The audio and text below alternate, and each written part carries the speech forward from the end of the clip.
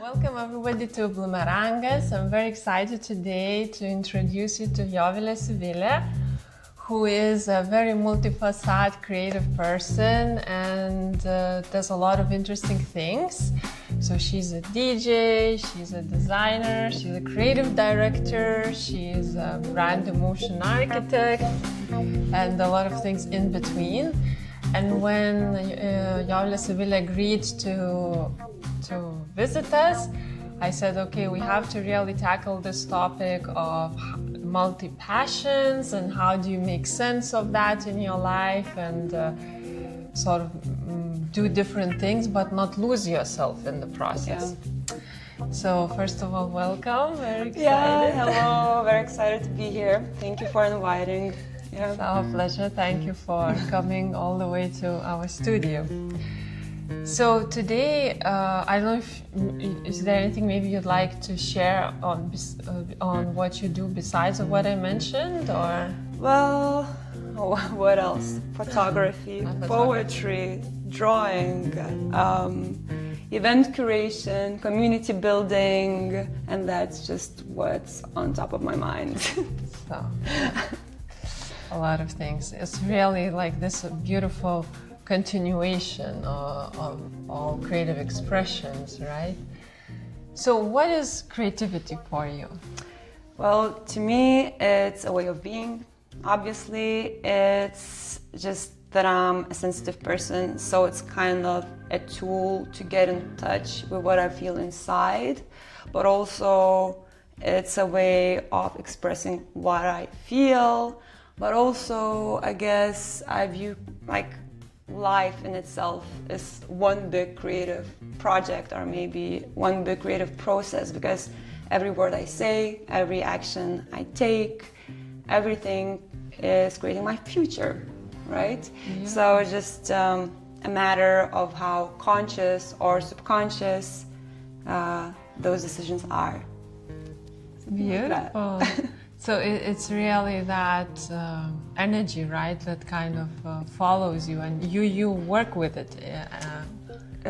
Most definitely, because it's like a synergy from what you get, the input you get from the outside world, and how you integrate it and how you react to it and what you do with it. So I guess, yeah, that's one way to look at it. Yeah, and everything, the way it comes through you is what makes you, yes, right? Definitely. So how, I think a lot of people who do different things, right? I remember myself also when I was much younger, still kind of finding my way.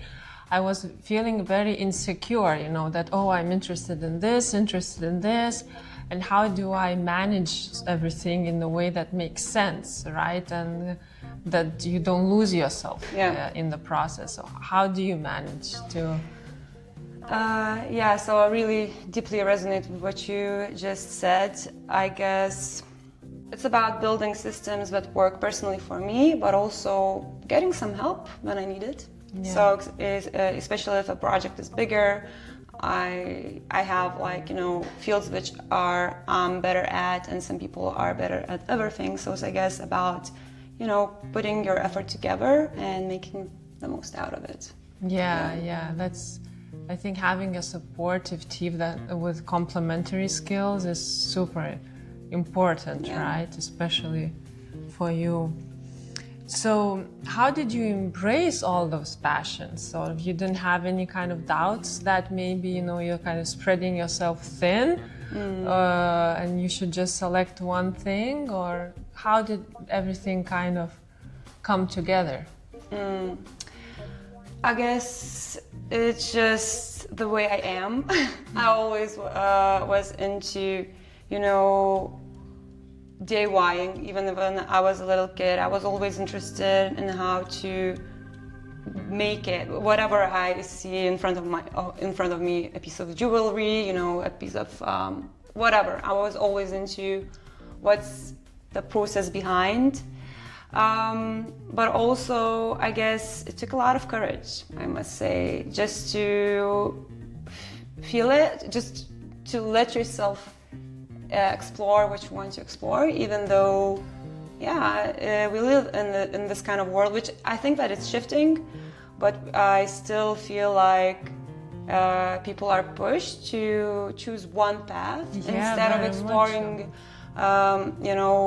multiple paths. Exactly. So I guess I was just going against the system, Yes. Yeah, but I'm now really glad that in a way, because even remembering the first place that I worked at, my multitasking wasn't very much supported, and then I was trying to get this job at an ad agency. It was like 12 years ago or something, and they called me a human orchestra, and not in a good way. Oh, really? Yeah, and I thought that maybe there's something bad with me, essentially, but then I still decided to just explore different things. Like what I mean by that is just I felt like I wanted to DJ, right? So I gave it a shot. I felt like I wanted to do something with illustration, so I gave a Photoshop a shot. I actually wanted to study photography. I wasn't allowed to by my father, which is okay, because I now really am happy about having studied psychology.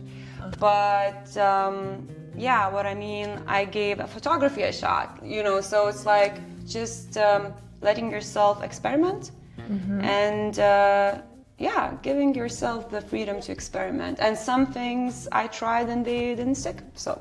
Yeah, so that's part of the process, right? Yeah. To just kind of do not block yourself. If you feel like you want to try it out, go for it, and you'll figure out along the way if this is something for you or not, right? 100%. Awesome. That's a great tip. Okay, so how does your creative process look like? Is it kind of different, or did you have any patterns that more or less you kind of stick to in every project that you work on?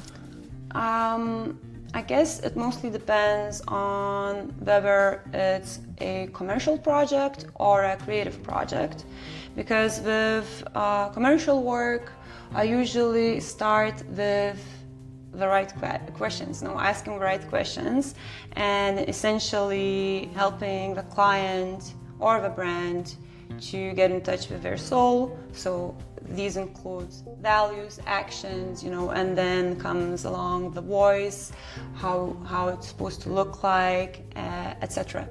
And then it's more of a creative, artsy kind of activity. I feel actually it's about the expression of some kind of a feeling.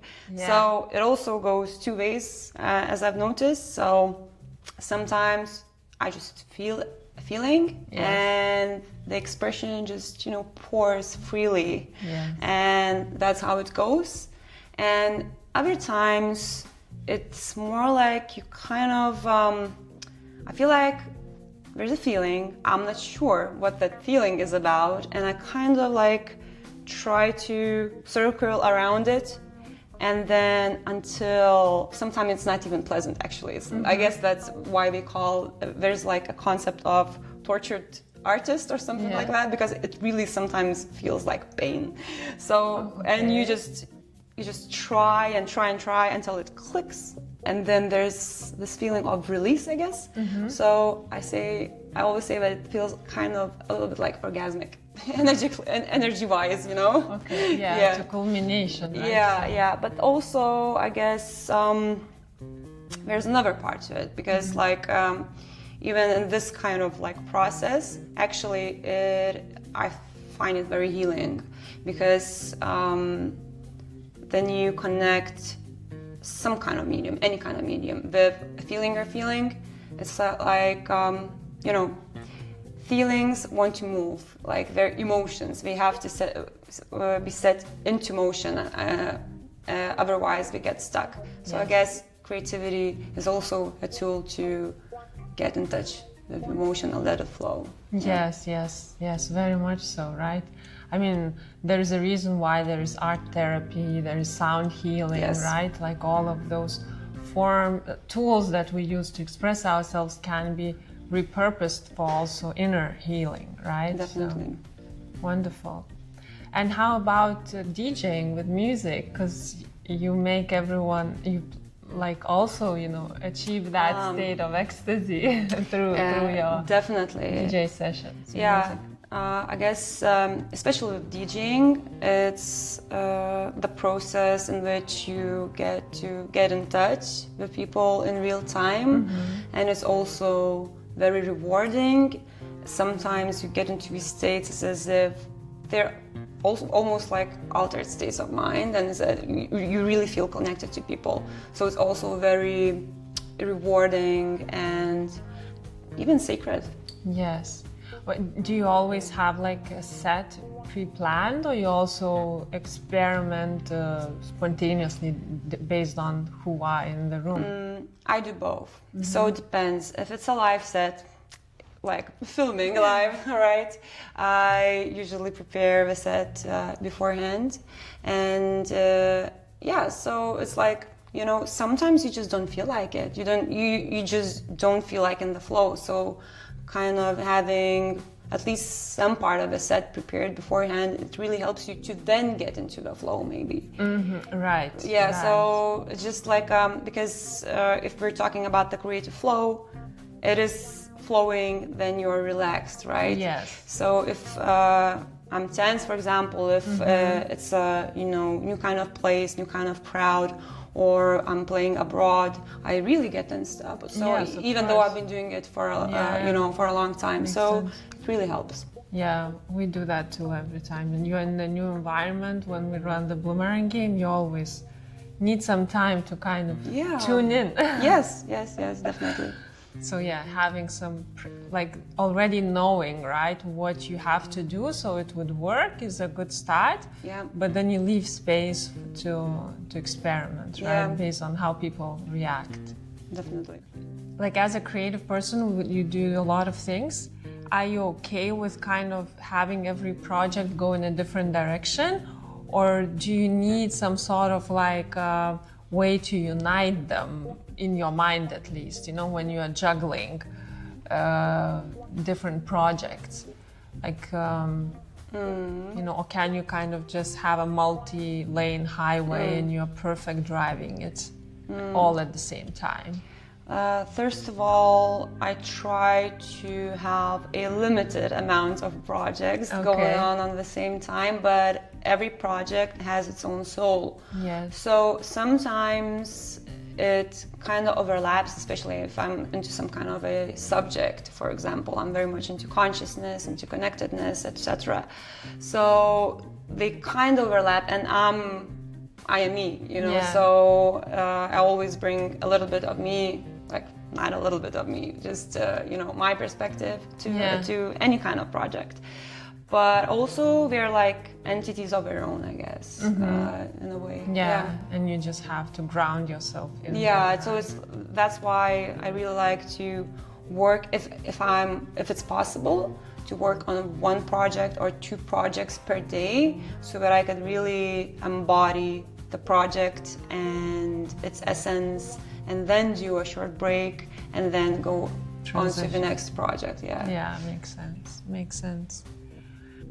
And is there like a project that integrates all your multi-interests, multi-passions in the way that you're really proud of? Yeah, so what comes to my mind is the exhibition I made last May.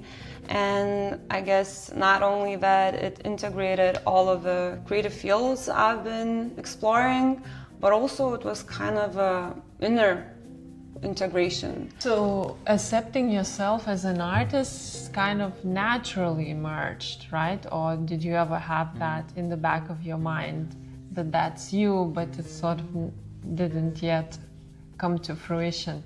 I wouldn't call that process natural, actually. Okay. It was actually kind of stressful. I remember as I was preparing for the exhibition, I was updating my bio and everything, and my hands were pretty much sweating as I was typing artist. And I was talking to the curator of the exhibition, and she said, don't put it down if you don't feel like it. But at some point, I did feel comfortable with it. But it also had to do, I guess, with just getting used to the idea, and maybe as I was, putting more and more stuff which has been laying in the drawers, on the walls and everywhere, and the support of people actually also kind of helped. But eventually, I don't know, even the label of the artist, I think it's too narrow for me. Yeah, I guess I'm calling myself a creative person. A very, very creative person. That's who I am. Yes. Yeah.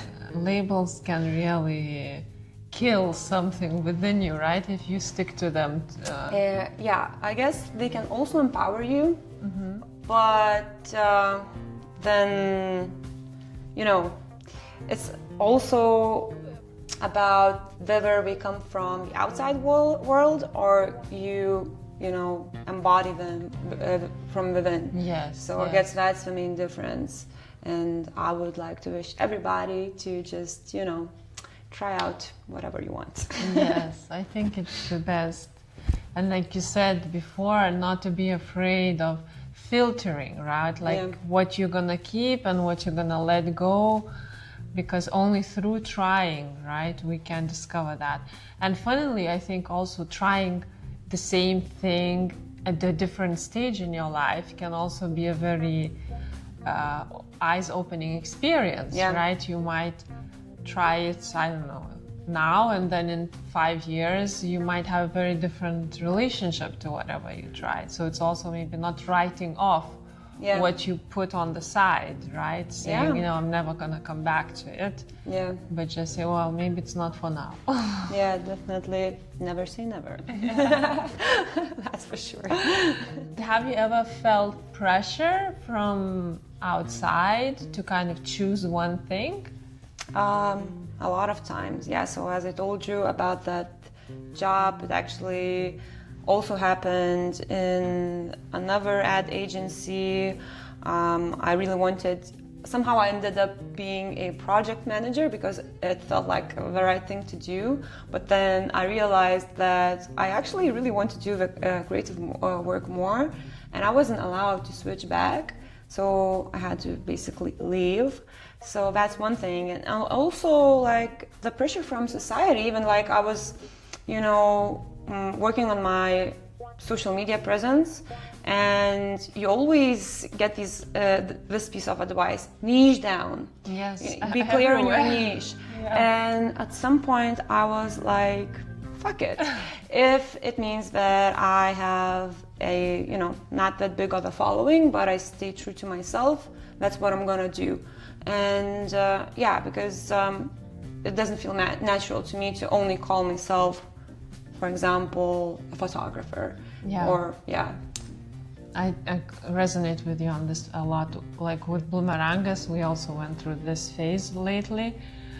Getting the advice, you have to be clear, and everything needs to be.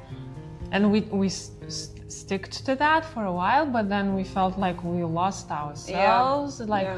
Yes, because people maybe think that a game cannot be serious or tackle serious things, so now we have to call ourselves differently, but then we lose the fun. So fun and serious apparently cannot go together, like all those things. And then we said, well, I think we still need to go back to who we are. We believe in fun and serious. Yeah.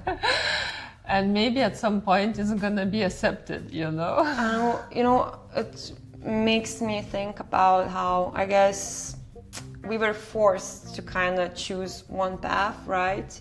And a lot of people were too. So, and you know how it is with people. If a person doesn't allow him or herself to do or pursue whatever they their heart wants to. Yes. So we also project that kind of on other people. Yes, so let's stick to our missions to spread the joy of being a multi-passionate person. Yes, very much so. Let's talk a little bit about risk taking in your creative path. Have you ever taken risks that you kind of deeply felt like, wow, this is scary, but you still went for it? All the time. Yeah, so I think it doesn't have to do with a single project, but it has to do about being vulnerable. So I guess it has to do with my personal creative work and sharing this, like, because it feels like you're sharing an entry from the diary. Yes. And it's very scary, actually, at first, at the beginning, because I remember as I was posting the the first picture, my first self-portrait with a piece of poetry I wrote, I was super scared. Of course, I was scared of the same things as everybody. That's like rejection, you know, etc. But the more I did it, the more I shared it, the easier it became. So yeah, I guess it's always about the more personal it is, the scarier it is. But also it has to do with all of the new projects, because I've explored a lot of different fields, you know, commercial projects, personal projects, etc. And you always have to start somewhere. Yes. And the beginning is always a little bit scary. Exciting, especially when you get the idea. Yes. But then you have to start doing it and you realize that you don't have the skills.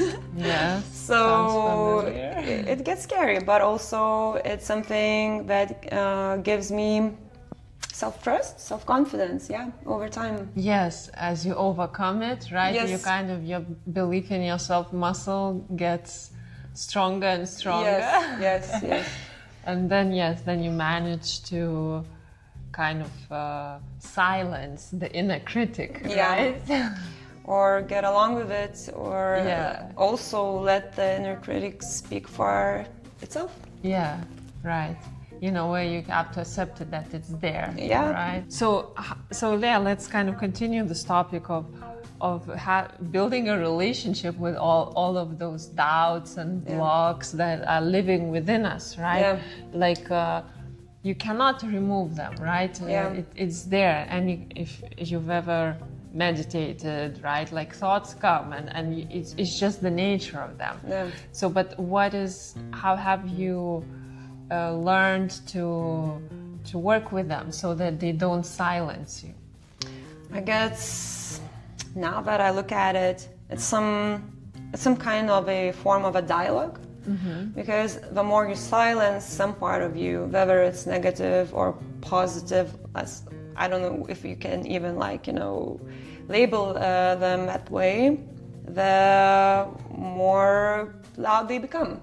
Right. So in a sense, as I told you, creativity to me is deeply therapeutic. So even getting in touch with this inner critic and maybe, just painting it out in these dark colors, or just, squishing a piece of paper and tearing it apart and everything, it's also some kind of a way of letting this energy move through, and then in a sense it kind of diminishes that way. Right. But it's not that you can do it by silencing it. It's about letting it move. Interesting. And then sort of giving it another form, right? But and then sort of it becomes still for a while. Right. That's what the critic is supposed to do. It keeps you safe, right? So whenever you end up taking on a new adventure, right? Or on a new level of any kind of skill or whatever, it always appears. Right. So, and you have to go into this conversation again and again, Yes, to go into a conversation, just like as if you have this team when your inner critic is one of those. Yes, the security guards, most definitely. Perfect.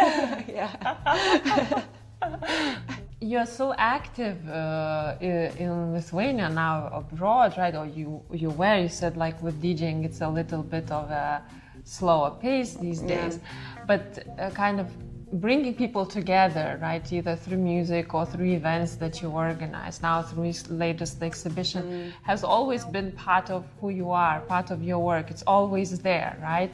Maybe painting is more solitary, but even then when you are doing exhibition, you involve people. It's just the way you work, right?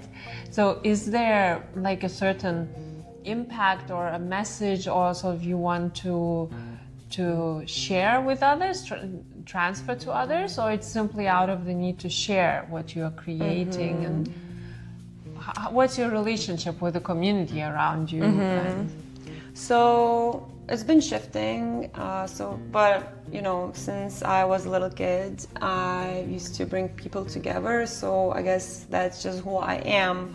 But also, I must admit, like quite a while ago, I realized that some of it was because I really felt like I needed to put myself into the center of attention to feel worthy of connections. So I must admit what I realized, that there was also a shadow part. So putting myself into this center of attention because maybe I didn't feel like I was worthy of it.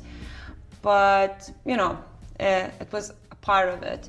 But also, I guess the biggest part of bringing people together is this feeling, I don't know, I just love co-creating with people, and it's just something that motivates me, fuels me, and I love just standing in a corner and seeing people from very different backgrounds meet up, connect, and I also create these games where people can really, you know, make new yes, and get to know each other.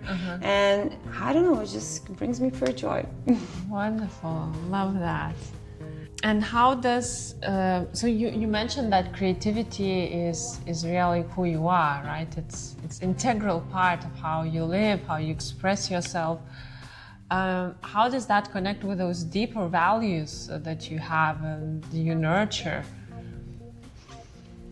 I think not only that creativity connects to my values, but I guess that's where we stem from. That's where creativity stems from, and even like as I told you, with branding, it's the same. You first build values. So I also try to revisit the list of my values so that every decision I make, which is creating my reality, right, stems from there. And it's just really good to know, especially when I'm in doubt about something. It really makes it easier to make a decision when I know what my values are. Yes. You know, so I guess values is like the bedrock of everything. Yes, love that. And is there a creative message that you keep returning to in your work? So first of all, how to create beauty out of chaos. I think that's one. And also love, self-love. And there are also other topics that I'm deeply interested about. So it's consciousness, it's deep connections, like meaningful connections, neurology. And also actually I'm very interested in how spiritual practices and modern day psychology practices are very much alike, and I really like to explore these connections. So I guess, yeah, that's what comes to mind first. There are more, but yeah. These are deep topics. Yeah. No wonder you studied psychology. Yeah. So what is it that you haven't done yet creative that you would love to do? Yeah, that's a tough one. So actually, since I was a little girl, I always wanted to sing. Wow. So I did try that. I've released a couple of songs, but I still feel like maybe that's something I would like to try out. Not that I want to sing in front of big crowds, but it's just being able to express myself better. Even actually doing this is actually kind of challenging to me. I've been like avoiding talking on camera in English also as well. So I guess it has to do with expressing myself via voice and my thoughts. And yeah, that's where I'm here now, right? Yeah, so. Step one in that direction. Yeah. And how do you then imagine your life evolving, you know, over the years? Your creative expressions. Do you have a vision, or for now it's kind of going with the flow? Like I have, project-wise, I always have something planned ahead. You know, even for my elderly days, I imagine myself sitting in a chair and writing and drawing a book for kids. So I have a lot of things that I want to explore and do. But I guess when I think about the upcoming years, I'm more interested in the quality of creative process and just enjoying it more, because you know, I used to be an anxious person, and a lot of creative work was like more like in this healing kind of realm, right? And in this maybe tense state of body and mind, and now I'm very much into exploring how to make it as flow as possible. Yes, that's a beautiful state to be in, and of course it's challenging to maintain it, but yeah, it's a sustainable thing. Yeah. And what would be the advice that you would give to other multi-passionate creative people who maybe haven't yet opened up fully, right? Sort of, how could they do that? And I think one thing that I would like to wish is to not wait for some kind of an outside opportunity or offer.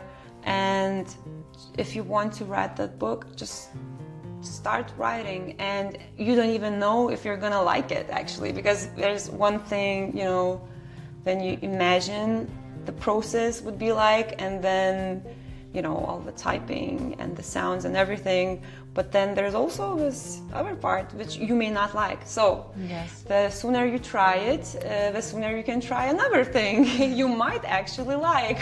So I guess it's about just give it a try. Right. But then there is this, everything you do has something that you don't like, right? Yeah, everything. definitely. They say every baby comes with diapers. So your creative project will also have that thing that you don't like. So you also, I guess, have to accept that that's just part of the process, right? And it's not like 100% bliss every time you do a project, isn't it? Yeah, well, except for drawing. Drawing gives me pure joy, but everything else, like even admin tasks, right? Yes. So I have, especially then you're switching from one project to another and one creative endeavor to another, there's a lot of admin tasks. Right. And I can't say that I love them.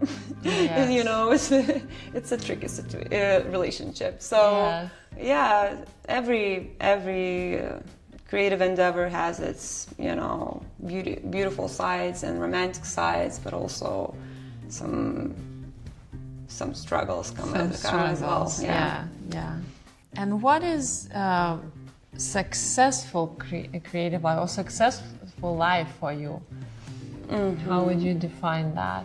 I guess actually, to be honest, I feel like my life is pretty successful because I do get to create a lot. I do get to create a lot of different things, and that's the greatest thing I could ever ask for from the universe. And yeah. Wonderful. We feel the same at Bloomerangas. We feel very blessed and grateful for opportunity to create and to co-create with others and to meet other creative people like you. So thank you for coming. Thank you.